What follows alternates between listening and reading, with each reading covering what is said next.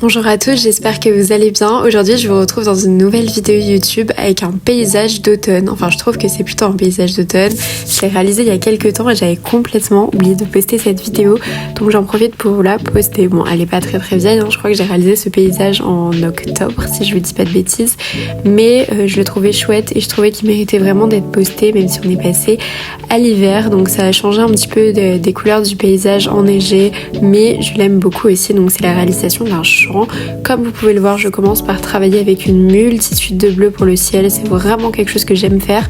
D'ailleurs, je reviens au paysage parce que dans les portraits et les animaux, ça me manquait vraiment de travailler et de mixer les pastels entre eux, les couleurs. Et pour le bleu et le ciel, on peut vraiment s'éclater avec plein de nuances.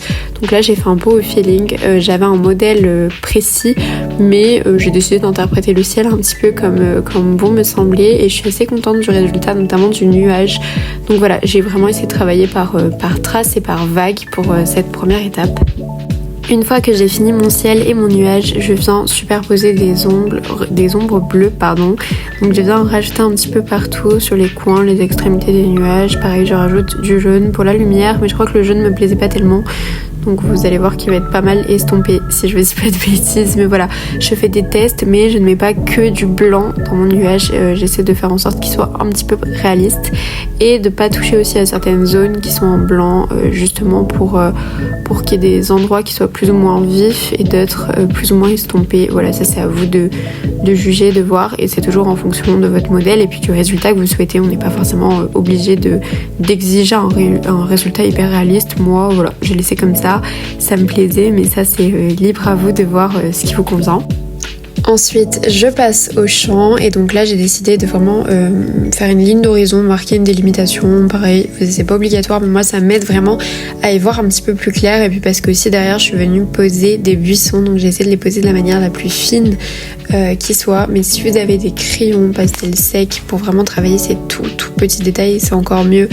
Ensuite, je viens poser les couleurs une à une, et là c'est c'est ça que j'adore avec les paysages, c'est que je trouve qu'on peut vraiment travailler les harmonies entre les couleurs. C'est ce que j'expliquais déjà juste avant avec le ciel, et c'est ça qui m'a plu aussi avec ce champ, c'est qu'on peut vraiment mixer les couleurs entre elles, à la fois les fondre et à la fois avoir un rendu beaucoup plus net. Avec les crayons, vous allez voir que j'ai finalement utilisé juste après, mais j'avais vraiment envie de travailler avec le format bâton finalement des pastels, et puis c'est ce côté aussi travail à la main vraiment qui me plaît. Mais j'avoue que les crayons, on peut pas s'en passer pour certains petits détails, surtout que c'est un format qui est petit, hein, c'est un format A5, donc sur des formats beaucoup plus grands vous pouvez complètement vous passer de crayons, où vous pouvez tailler vos pastels d'une certaine manière. J'avoue qu'au plus le format est petit, au plus ça devient difficile. Donc voilà, d'ailleurs je ferai bientôt des formats A4, mais j'avoue que j'aime bien mes petits formats pastel mat A5. Je trouve que c'est un bon format pour commencer, pour s'entraîner, pour réaliser plein de petits pastels, pas forcément plus ou moins complexe on va dire, mais j'aime beaucoup ce format. Donc voilà, j'arrête de blablater et je vous montre un petit peu la suite de mon paysage. Donc là, comme j'ai dit, je viens assembler les couleurs les unes à la suite des autres, les fondre entre elles. Donc j'ai choisi toutes mes couleurs au préalable en fonction de la photo, puis en fonction du rendu que j'avais envie d'avoir sur mon papier, hein.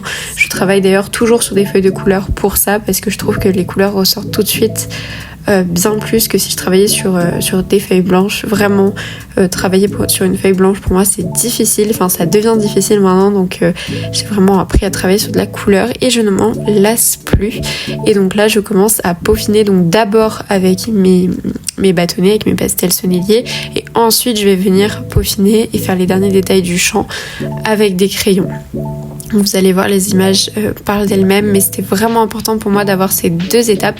J'ai aussi décidé de rajouter dans le fond 2 petites maisons, 2 petites cabanes.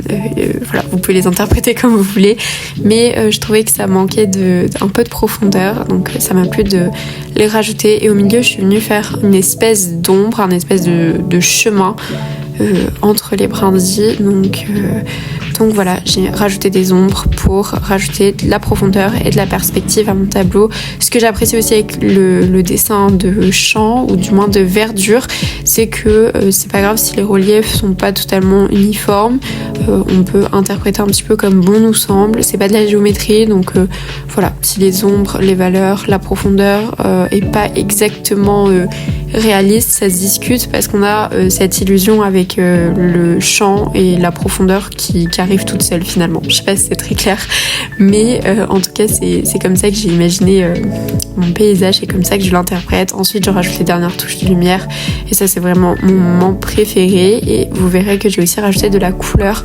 Donc là je suis partie sur pas mal d'orange, mais vous pouvez rajouter en soi toutes les couleurs qui vous font plaisir. C'est ça qui est agréable aussi avec les paysages, c'est qu'on peut vraiment s'éclater à rajouter plein de nuances, plein de couleurs, plein de fleurs. C'est libre à vous. Voilà pour cette vidéo, un grand merci d'être resté jusqu'au bout, de l'avoir regardé. N'hésitez pas à mettre un petit like, un commentaire, à vous abonner, ça m'aide énormément dans le référencement YouTube. Et moi je vous dis à très vite dans une prochaine vidéo. En attendant, je vous invite bien sûr à me rejoindre sur Instagram où je suis très active, mais aussi sur TikTok. À bientôt.